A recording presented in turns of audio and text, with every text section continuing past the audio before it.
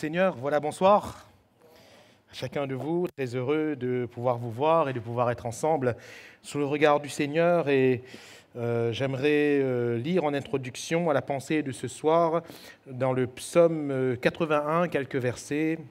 Psaume 81, nous allons lire les versets 9, 10 et 11 du psaume 81. « Écoute mon peuple, et je t'avertirai, Israël, puisses-tu m'écouter ? Qu'il n'y ait au milieu de toi point de dieu étranger. Ne te prosterne pas devant les dieux étrangers. Je suis l'Éternel, ton Dieu, qui t'ai fait monter du pays d'Égypte. Ouvre ta bouche, et je la remplirai. Amen. » Gloire à Dieu.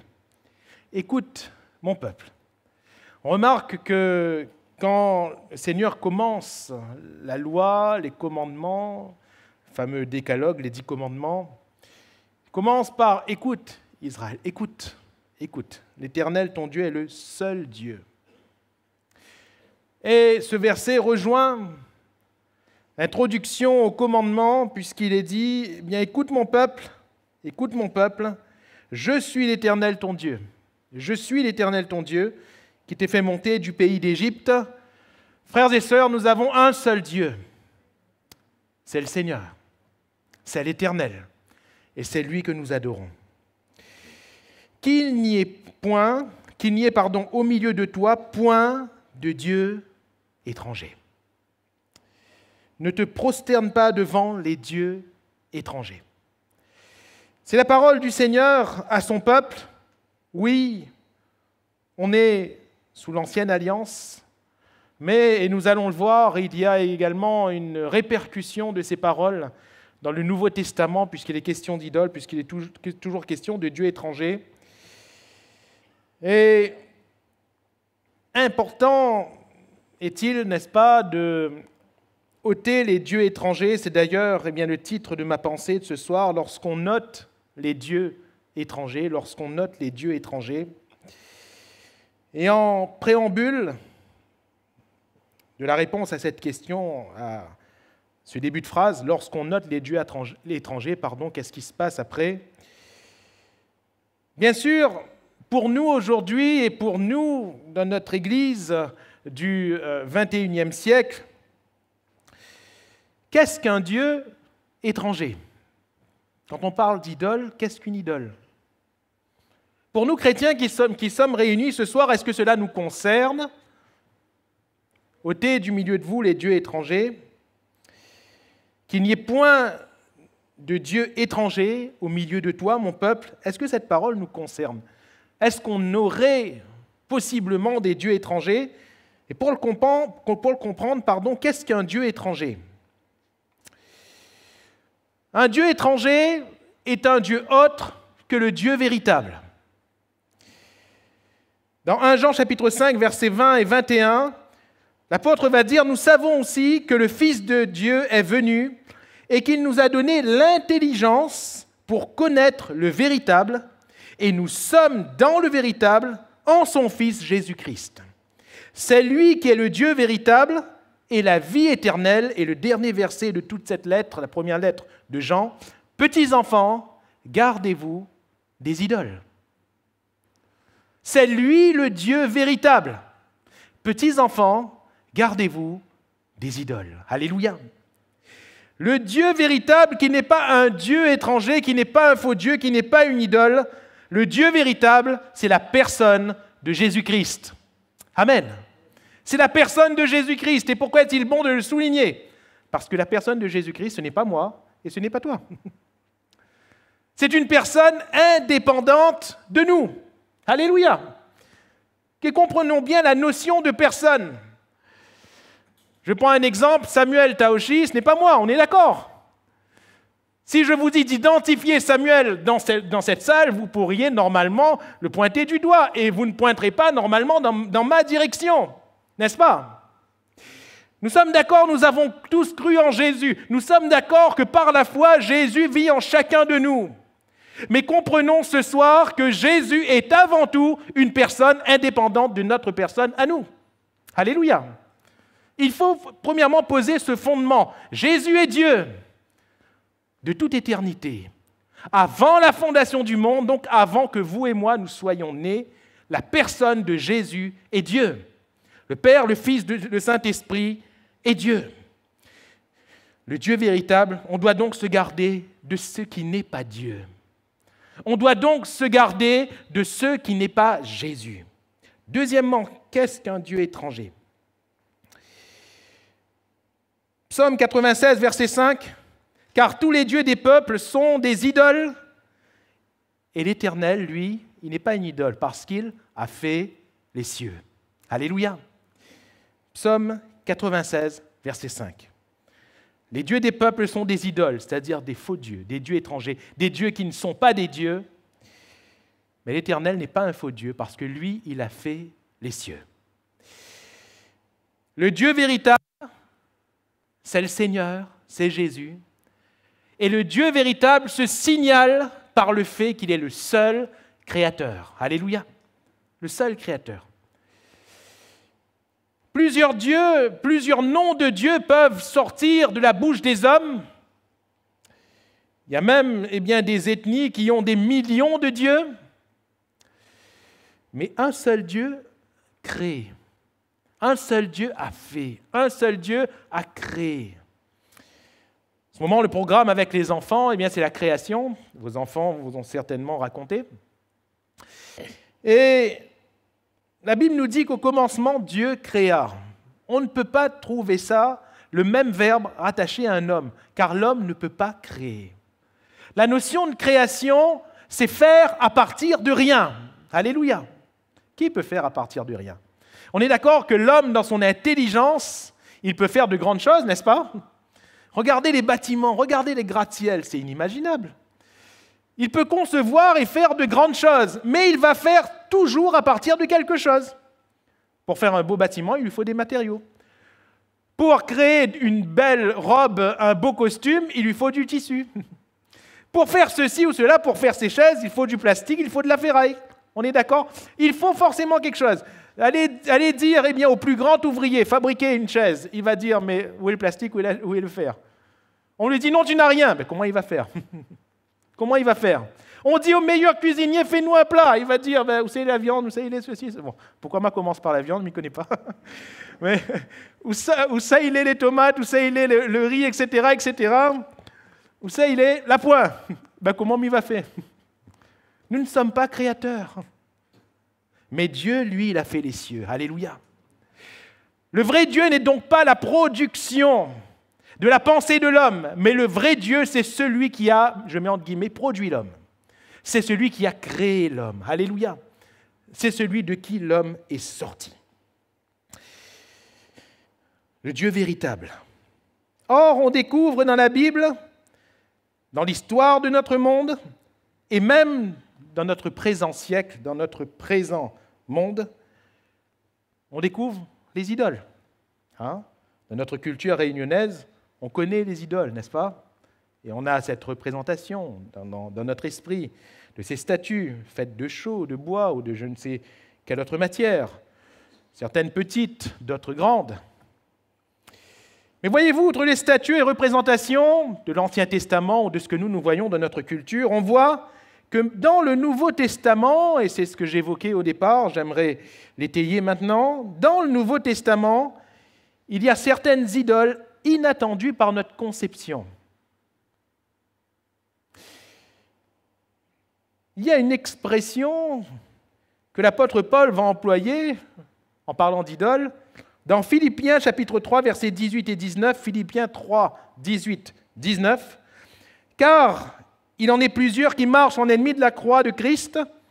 Je vous en ai souvent parlé et j'en parle maintenant encore en pleurant. Leur fin sera la perdition. » Et regardez bien, ils ont pour Dieu, on a du mal à dire, hein? Ils ont pour Dieu leur ventre. Ils ont pour Dieu leur ventre. Vous avez vu, moi j'ai un Dieu imposant, si c'est le cas. Ils ont pour Dieu un ventre. Leur ventre. C'est une expression, bien sûr. Ils mettent leur gloire dans ce qui fait leur honte. Ils ne pensent qu'aux choses de la terre. C'est un peu plus expliqué, voyez-vous. C'est un symbole. Quand il dit leur ventre, la signification, c'est qu'ils ont pour Dieu leur propre moi, leur pensée, leur intérêt, ce qui fait leur perdition, leur honte, les choses de la terre. Et regardez, maintenant, vous voyez, on peut ouvrir un petit peu plus notre vision, notre esprit, ne pas restreindre l'idole aux simples morceaux de chaux, de pierre ou de bois. L'idole, ici, c'est beaucoup plus. L'idole, justement, qui n'est pas le Dieu véritable, c'est ce qu'on va produire. Vous vous rappelez, c'est Dieu qui nous crée, nous ne pouvons pas produire Dieu. Mais l'idole, c'est justement ce qu'on va produire. Petits enfants, gardez-vous des idoles, ce sont les dieux que nous allons produire. Les choses de la terre sont ce qu'elles sont, mais quand on en fait des dieux, on devient idolâtre. Oui, notre confort est ce qu'il est, en soi ce n'est pas un péché, mais dès qu'on en fait un dieu, nous devenons idolâtres. On peut avoir tel ou tel désir, ce n'est pas forcément péché, mais dès que notre désir, on en fait un Dieu, de notre désir on en fait un Dieu, nous devenons idolâtres. Ils ont pour Dieu leur propre moi, ils ont pour Dieu leur ventre. La vision donc s'élargit un peu plus et j'aimerais aller dans ce dernier passage au fond des choses, Romains chapitre 1er, versets 18 à 32, Romains chapitre 1er, versets 18 à 32, nous allons le lire ensemble.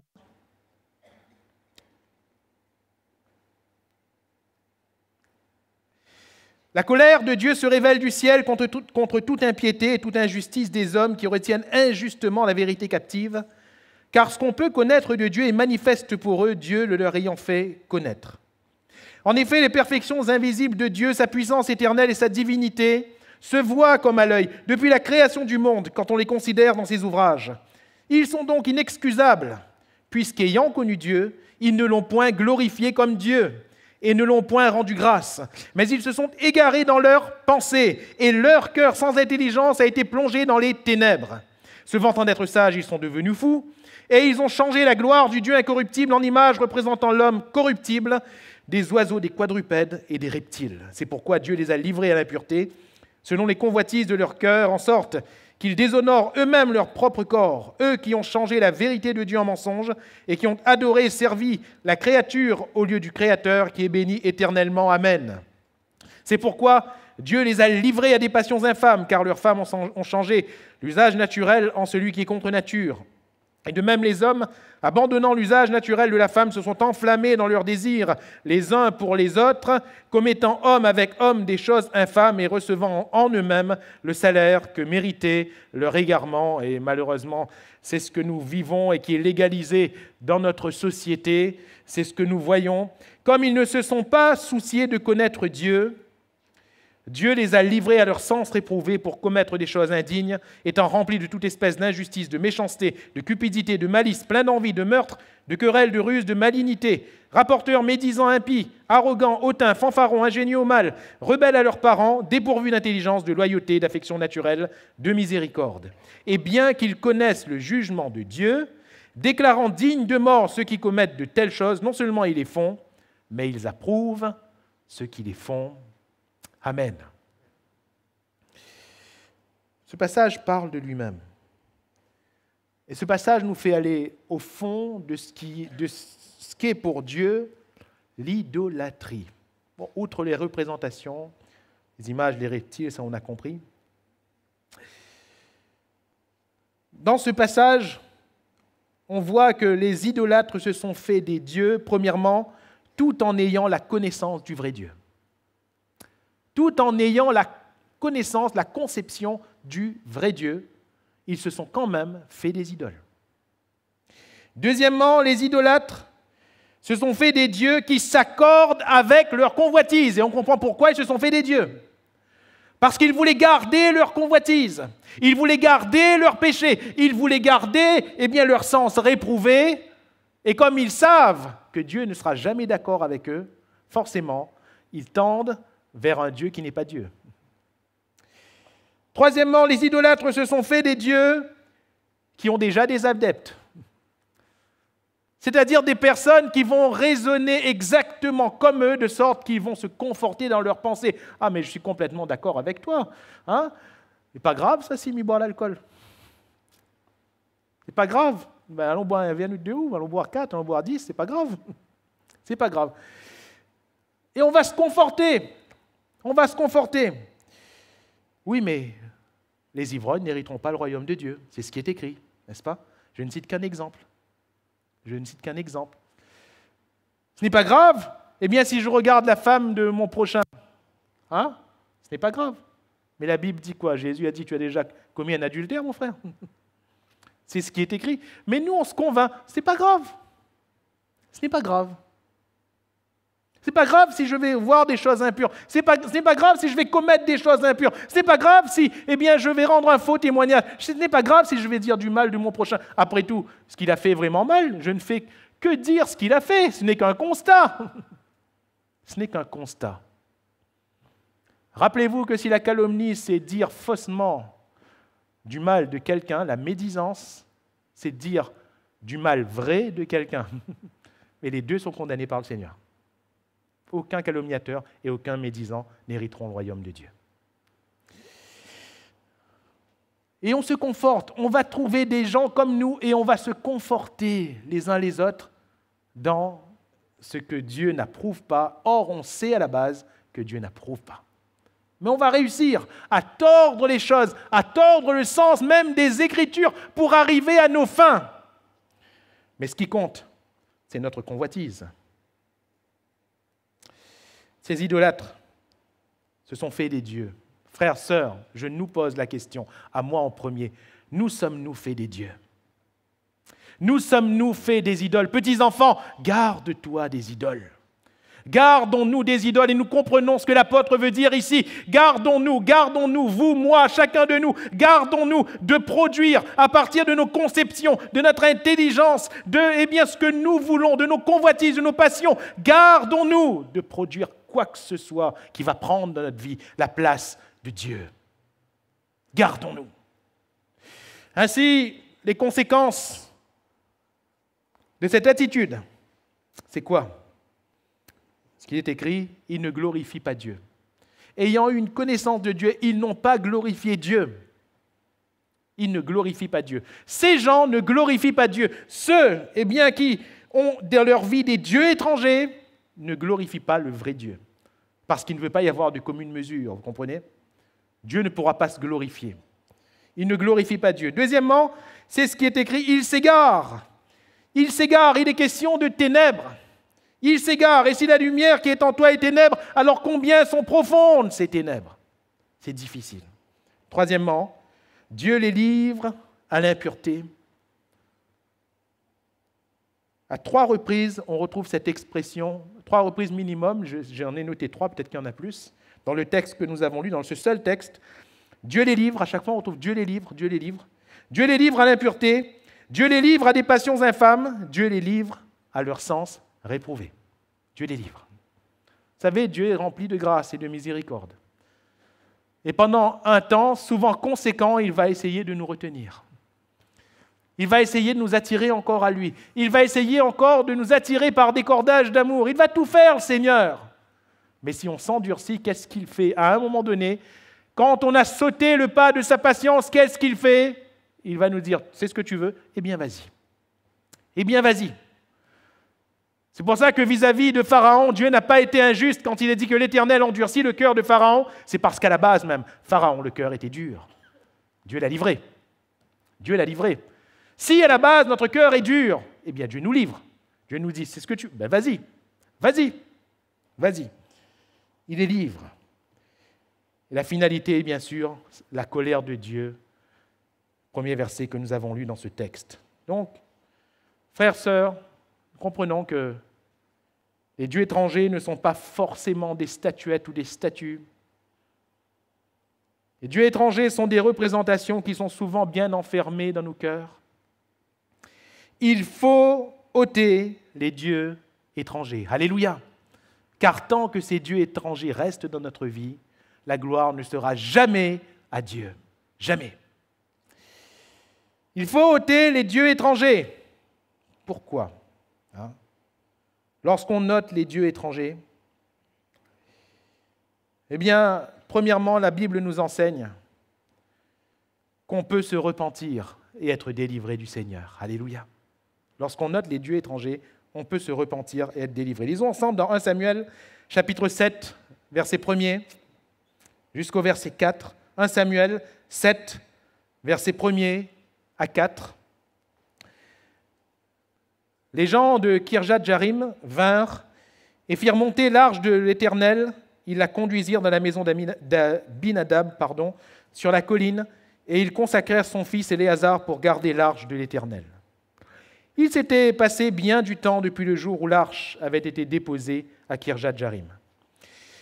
20 années s'étaient écoulées. Alors toute la maison d'Israël poussa des gémissements vers l'Éternel. Samuel dit à toute la maison d'Israël, « Si c'est de tout votre cœur que vous revenez à l'Éternel, ôtez du milieu de vous les dieux étrangers et les Astartés. Dirigez votre cœur vers l'Éternel et servez-le lui seul, et il vous délivrera de la main des Philistins. » Et les enfants d'Israël ôtèrent du milieu d'eux les Baals et les Astartés, et ils servirent l'Éternel, et j'aime bien ce petit mot après, seul. Alléluia. Ils servirent l'Éternel seul. Il faut qu'on serve l'Éternel seul. Alléluia. Il faut que le peuple de Dieu serve l'Éternel seul. Ôtons les dieux étrangers. Ce que nous voyons dans ce passage, c'est que c'est avant tout le cœur. C'est avant tout le cœur. C'est pour cela que dans le livre des Proverbes, le Seigneur nous dit « Mon fils, donne-moi ton cœur ». Parce que c'est avant tout une affaire de cœur. Tout commence par le cœur. L'objet de notre condamnation est avant tout notre cœur, et l'objet de notre salut est avant tout notre cœur. Si notre cœur croit entièrement en Jésus, si notre cœur croit entièrement en Jésus, nous sommes sauvés. Si notre cœur ne croit que partiellement en Jésus, frères, sœurs, nous sommes perdus. Car la foi ne peut pas être à moitié. La foi ne peut pas être aux trois quarts. La foi doit être entière. Notre cœur doit être entier. Alléluia. Entier. C'est avant tout une affaire de cœur. Si c'est de tout votre cœur. Le peuple d'Israël était en train de gémir. Le peuple d'Israël était certainement en train de réaliser tout ce qui leur manquait et de réaliser également tout ce que leur apportait la présence de Dieu quand ils servaient l'Éternel. Le cœur d'Israël était devenu idolâtre alors qu'ils étaient en train de gémir, alors que Samuel sentait bien qu'il y avait comme le début d'un retour vers le Seigneur. Ils gémissaient après l'Éternel. Samuel va dire, si c'est de tout votre cœur que vous revenez à l'Éternel. La repentance. Alléluia. La repentance. Revenir à Dieu porte un nom, c'est se repentir. Mais se repentir, c'est de tout son cœur ou pas du tout. C'est de tout son cœur ou pas du tout. Une repentance, elle est entière ou elle est néant. Il n'y a pas de demi-mesure dans la repentance. Et c'est pour cela que Samuel pose bien cette question. Si c'est de tout votre cœur. Si c'est de tout votre cœur. Eh bien, si c'est de tout votre cœur, va dire ici le prophète Samuel, si c'est le cas, eh bien faites une chose, ôtez du milieu de vous les dieux étrangers. C'était une réalité, il y avait des idoles, il y avait des dieux étrangers. Frères, sœurs, nous pouvons regretter ce que nous avons vécu, notre vie passée, nous pouvons regretter un péché, nous pouvons regretter une chose mauvaise qu'on aurait pu dire. Mais le regret n'est pas la repentance. Il y a une grande différence entre le regret et la repentance. On peut intellectuellement être d'accord en disant « oui, j'ai mal agi », mais l'excuse n'est pas la repentance. Je peux dire devant Dieu quelque part « je m'excuse ». Oh, t'es pas d'accord alors, mais je n'aurais pas dû faire ça. Mais le péché peut rester entier. Non, la repentance, c'est avant tout celle du cœur qui se repent et qui abandonne toute voie de péché. Et abandonner toute voie de péché passe par abandonner les dieux étrangers. Alléluia. Si c'est de tout votre cœur. Gémir dans la présence de Dieu, voyez-vous, c'est le chercher dans la crainte de son nom. Et revenir, c'est se repentir. Et la repentance va amener inéluctablement de la part de Dieu un temps de grâce et de rafraîchissement qu'on appelle ici la délivrance. Alléluia. Quand on se repent devant Dieu de tout notre cœur, en ôtant de nos vies les dieux étrangers, en ôtant de nos vies les idoles qu'on s'est fabriquées, qu'on a produits nous-mêmes, en ôtant de notre vie, notre propre égoïsme, nos propres conceptions, nos propres pensées qui nous guident. Si nous ôtons les dieux étrangers de notre vie, alors Dieu est en mesure de nous délivrer. L'arche de l'Éternel était avec ce peuple sur le champ de bataille en face des Philistins. L'arche, le coffre, il était là, mais Dieu n'était pas là. Dieu n'était pas là. Et même si sur le coup les Philistins ont eu quelques craintes, en disant mais qu'est-ce qui se passe? Pourquoi? Ce tremblement de terre. Ils se sont dit on va perdre. Mais les Philistins sont allés combattre quand même. Ils se sont dit certainement peut-être qu'on va perdre, mais on va essayer quand même. Ce qu'on voit dans la Bible, c'est que le diable, lui, ne se lasse pas d'essayer. Il veut tout faire pour nous faire tomber, donc il ne se lasse pas d'essayer. Même devant Jésus, il a essayé, vous avez remarqué? Même devant Jésus, le Fils de Dieu. Alors devant nous, il ne se gênera pas, c'est le moins qu'on puisse dire. Il va essayer.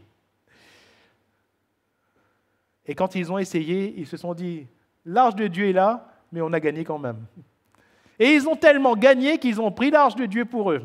Ça n'a pas été pour leur bénédiction, bien sûr, mais ils ont réussi à prendre l'arche de Dieu pour nous montrer que c'était vraiment qu'une représentation. Dieu n'était pas là. Dieu n'était pas dans cette arche. Dieu n'est pas dans une représentation, frères et sœurs. Cette arche était devenue une idole pour Israël à ce moment-là. Cette arche était assimilable à une idole. Le serpent d'airain qui à la base était pour eux l'objet de leur salut était devenu une idole pour Israël. Beaucoup de choses qui à la base étaient pour eux un salut, l'objet d'un salut, étaient devenues pour eux une idole. Ôtez les dieux étrangers du milieu de vous. Alléluia. Ôtez les dieux étrangers. Alors l'arche de l'Éternel prendra de la signification. Frères, sœurs, ôtons les dieux étrangers. Alors notre culte à Dieu prendra de la signification. Ôtons les dieux étrangers. Alors la présence de Dieu se signalera au milieu de nous. Alléluia. Ôtons les dieux étrangers. N'ayons plus pour Dieu notre ventre. Ôtons les dieux étrangers et nous serons délivrés. Cette fois-ci, et vous lirez chez vous la suite de ce chapitre, cette fois-ci, quand ils ont combattu les Philistins, Dieu les a délivrés. Alléluia. Dieu les a délivrés parce qu'ils ont ôté les dieux étrangers. Vous avez vu la différence? La première fois, ils sont là, ils ont fait venir l'arche et tout, ils se sont dit, on va gagner, ils étaient sûrs, ils ont perdu. La deuxième fois, ils ont enlevé les dieux étrangers. Premièrement, ils ont gémi. Ils n'étaient pas là, on est content, l'arche est là, non. Ils ont gémi. Ils ont gémi de repentance. Ils ont ôté les dieux étrangers. Et ces dieux étrangers ont été enfouis, abandonnés. Et ensuite, ils ont servi l'Éternel seul et ils ont été délivrés par le Seigneur. Alléluia. Si quelqu'un dans ce lieu veut se repentir réellement devant Dieu, il y a des choses à abandonner, forcément. Forcément. Il y a des dieux à enlever, forcément. Il y a des choses qui dominaient ta vie qu'il faut enlever, forcément. Ôte. Vous avez vu, Samuel ne dit pas au peuple, Dieu va enlever, vous en faites pas. Non, il dit au peuple, ôtez, vous enlevez. Alléluia. Parfois, on demande à Dieu d'enlever ce que lui nous demande. Dieu nous dit enlève, nous on dit Seigneur enlève. Dieu nous dit enlève, nous on dit Seigneur enlève. Vous savez qui est le plus patient des deux? C'est le Seigneur. C'est le Seigneur et il va attendre. Il va attendre qu'on comprenne et qu'on fasse. Alors faisons-le ce soir. Alléluia. Faisons-le. Deuxièmement,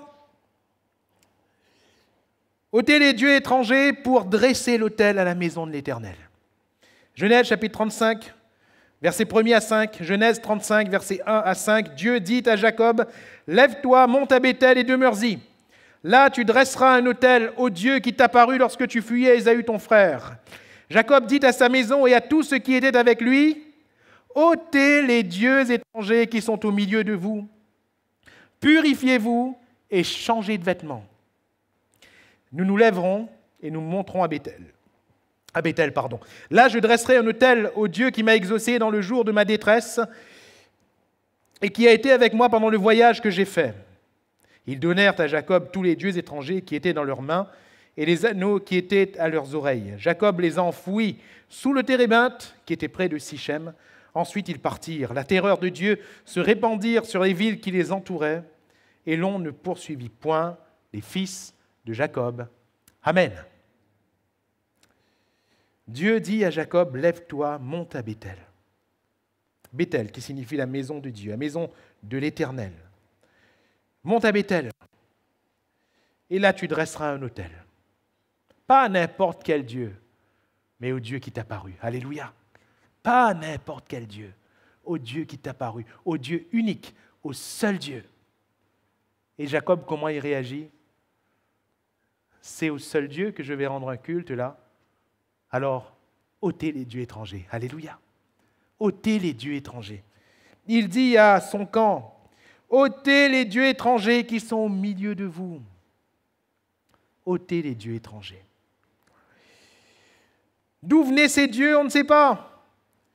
Comment ces dieux s'étaient installés, on ne sait pas. On peut émettre des hypothèses, mais toujours est-il que ces dieux étaient là, au milieu de cette famille de Jacob. Ces dieux étaient là. Parfois, longtemps après qu'on réfléchit, mais on se dit, Seigneur, mais comment ce Dieu étranger est venu dans ma famille? Comment ce Dieu étranger a pu venir dans ma vie? Comment ce Dieu étranger a pu venir dans ma maison? Comment l'alcoolisme a pu s'installer? Comment la dépendance a pu s'installer? Comment la colère a pu s'installer? Comment l'adultère a pu s'installer? Au début, je n'étais pas comme ça, Seigneur. Comment c'est venu? Comment c'est venu? Comment c'est venu? Parfois, on ne constate, on ne réalise la présence de ces dieux étrangers que quand il y a du désastre. On ne réalise la présence du péché que lorsqu'il y a un désastre. On ne réalise que finalement, on n'a pas honoré Dieu et honoré Dieu seul que lorsque le désastre commence à s'installer. Mais souvent, il est un peu tard. Il est un peu tard. Il y a eu un désastre dans cette famille de Jacob. Sa fille, Dina, s'est faite violer. Il y a eu un grand désastre. Normalement, il était retourné à Canaan, tout devait bien se passer. Selon ce que Dieu lui avait dit, retourne en Canaan, tout devait bien se passer, mais il y a eu un désastre. Pourquoi a-t-il eu ce désastre? Parce que Dina, elle est allée dans Sichem. Qu'est-ce qu'elle est allée faire dans Sichem? Elle devait rester dans sa famille. Pourquoi Jacob est-il venu si près de cette ville? Je ne sais pas, il y a eu des choix. Il y a eu des choses, toujours est-il. On dirait que Dina, elle a vu des choses qui lui plaisaient dans cette ville. Mais elle ne s'attendait pas au désastre qui allait avoir lieu. Jacob ne s'attendait pas à ce désastre qui allait avoir lieu. Frères et sœurs, avant le désastre, ôtons les dieux étrangers. Alléluia. Ne laissons pas le monde entrer dans notre maison. Ne laissons pas nos enfants, notre famille entrer dans le monde. Ne laissons pas. Parfois, on a entendu dire, on peut se dire, par une certaine sagesse humaine, « Ouais, frère, si mon enfant ne fait pas son expérience, jamais il va connaître. » C'est pas grave, ça va dans le monde, il va gagner le coup, il va revenir. Non, fais tout pour que ton enfant n'aille pas dans le monde. Fais tout. Parce que oui, on prie pour nos enfants, ils vont revenir, mais après quel désastre? Quel morceau on va ramasser après ça, on ne sait pas. Quelle petite cuillère on va employer pour ramasser après, on ne sait pas. Ne laissons pas une telle chose. Ne laissons pas une telle chose. Ôtez les dieux étrangers qui sont au milieu de vous. Et on dirait que Jacob, il met un point final à ce qui semblait être devenu une pratique au sein même de son camp. Ôtez les dieux étrangers du milieu de vous. Ôtez les dieux étrangers. Parce que cette fois, nous allons à Béthel. Nous allons adorer Dieu avec tout ce que nous sommes, nous allons à Béthel. Et Dieu souligne, lève-toi, monte à Béthel et demeure-y, là tu dresseras un autel au Dieu qui t'apparut lorsque tu fuyais Ésaü.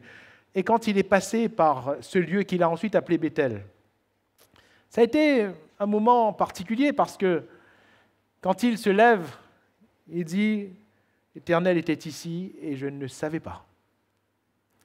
Il n'était pas pleinement conscient du Seigneur qui était présent et qui lui était apparu. Il n'en était pas pleinement conscient.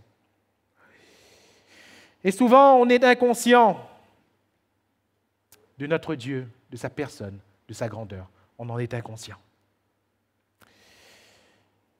La première fois, on est souvent inconscient. Et après, quand il arrive, les péripéties, les difficultés, les désastres, oui, on prend conscience. Oui, on réalise que notre Dieu est le seul Dieu. Alléluia. Le seul Dieu. Et alors qu'il a pris conscience, il a pris conscience de toute la grandeur de Dieu, il a pris conscience qu'on ne peut pas adorer Dieu à moitié, qu'on ne peut pas servir Dieu et servir des idoles. Qu'est-ce qu'il va dire? Ôtez les dieux étrangers du milieu de vous, car nous allons adorer le Dieu unique. Alléluia. Ôtez les dieux étrangers du milieu de vous. Allons à la maison de Dieu. Alléluia.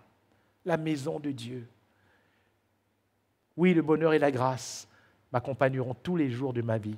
Et j'habiterai dans la maison de l'Éternel, Beth-El, dans la maison de l'Éternel jusqu'à la fin de mes jours. Alléluia. J'habiterai dans la maison de l'Éternel.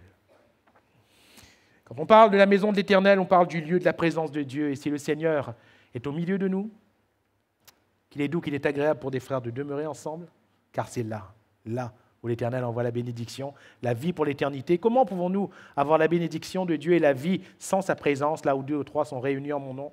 Je suis au milieu d'eux. Alléluia. Dieu est là au milieu de nous. Quand nous venons de la communion fraternelle, frères et sœurs, nous allons à Béthel. Alléluia. Nous allons à Béthel. Mais il faut ôter les dieux étrangers de notre vie. Paul va être radical. Quand dans 1 Corinthiens, il va parler du repas du Seigneur, il va dire, vous savez quoi? Parce que vous ne considérez pas le Dieu unique, parce que vous ne considérez pas l'Éternel comme étant le seul Dieu.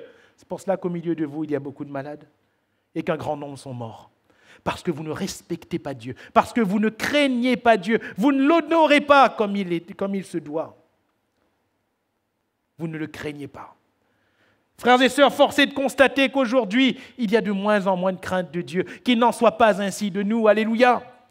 Qu'il n'en soit pas ainsi. Craignons l'Éternel. Craignons l'Éternel dans toute notre vie.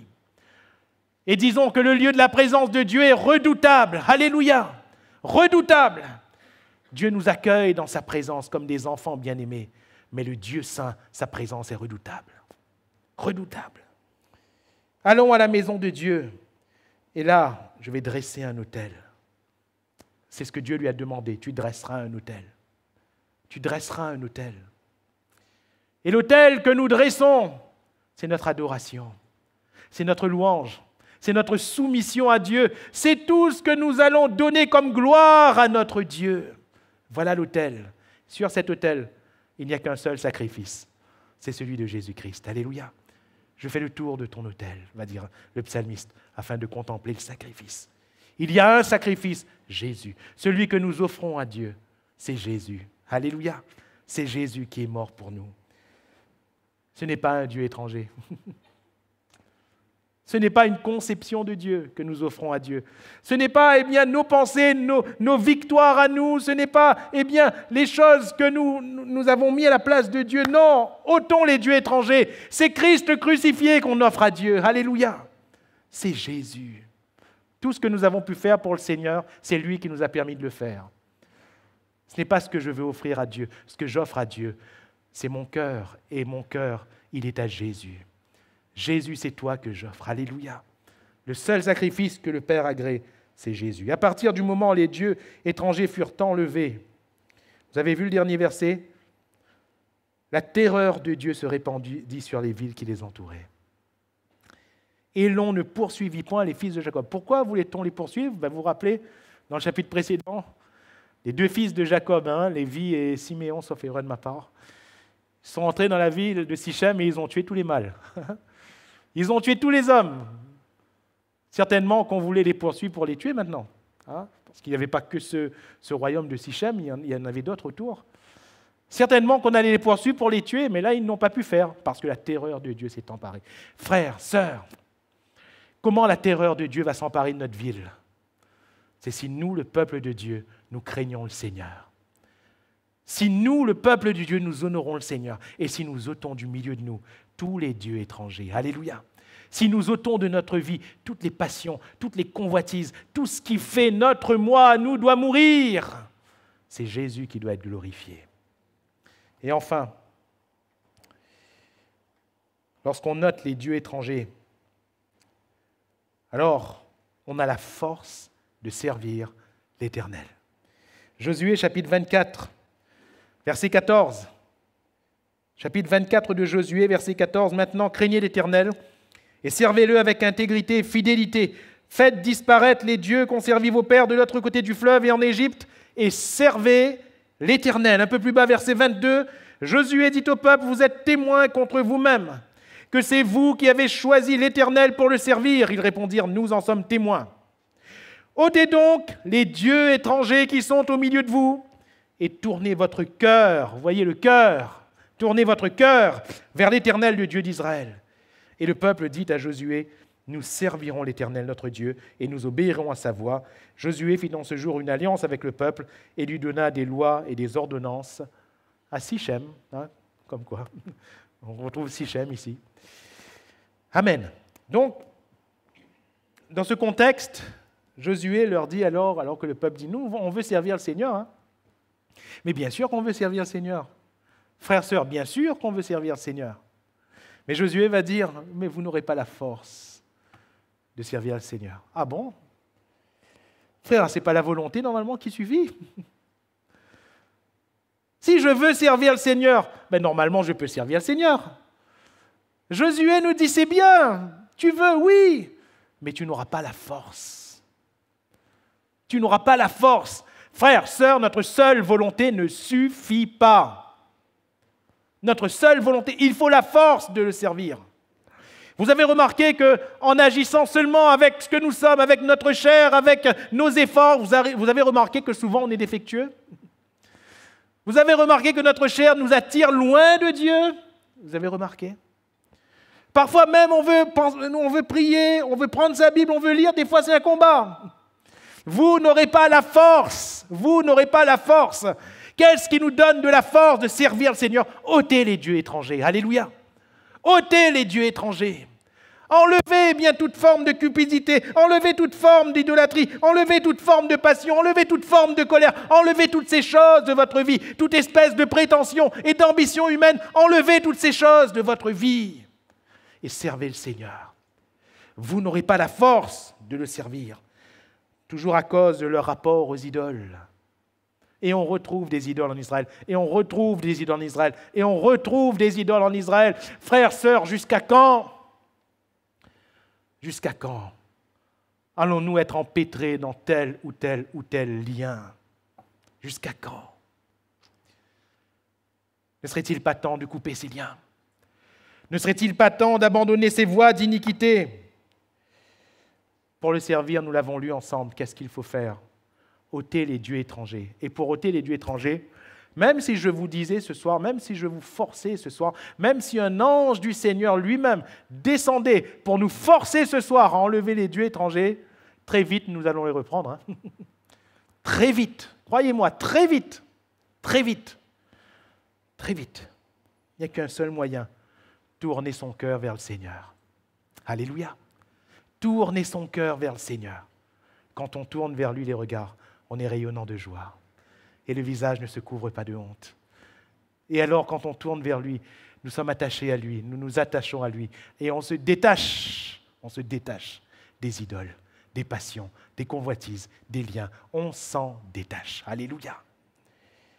Ôtez les dieux étrangers et vous aurez la force de le servir. Et en conclusion, frères et sœurs, oui, l'idole est tout ce qui n'est pas Dieu. Et nous ne parlons pas forcément des statues, des statuettes. Bon, je pense que de ça, on est aguerri, enfin, j'espère. Il serait bizarre d'entrer chez un chrétien et de voir une idole. De ça, normalement, on est aguerri, ça, il n'y a pas de problème. Mais l'idole n'est pas que ça. Le prophète va dire de la part de l'Éternel, du moins c'est Dieu qui va dire au prophète, regarde-les, ils portent leurs idoles dans leur cœur. Dans leur cœur. C'est une affaire de cœur. Si notre cœur aime le monde, alors nous sommes idolâtres du monde. Si notre cœur aime les plaisirs, nous sommes idolâtres des plaisirs. Si notre cœur aime les passions, nous sommes idolâtres des passions. Si notre cœur aime notre femme, notre mari, nos enfants, plus que Dieu, alors notre cœur est idolâtre de ces personnes-là. Si notre cœur est idolâtre d'une chose ou d'une autre,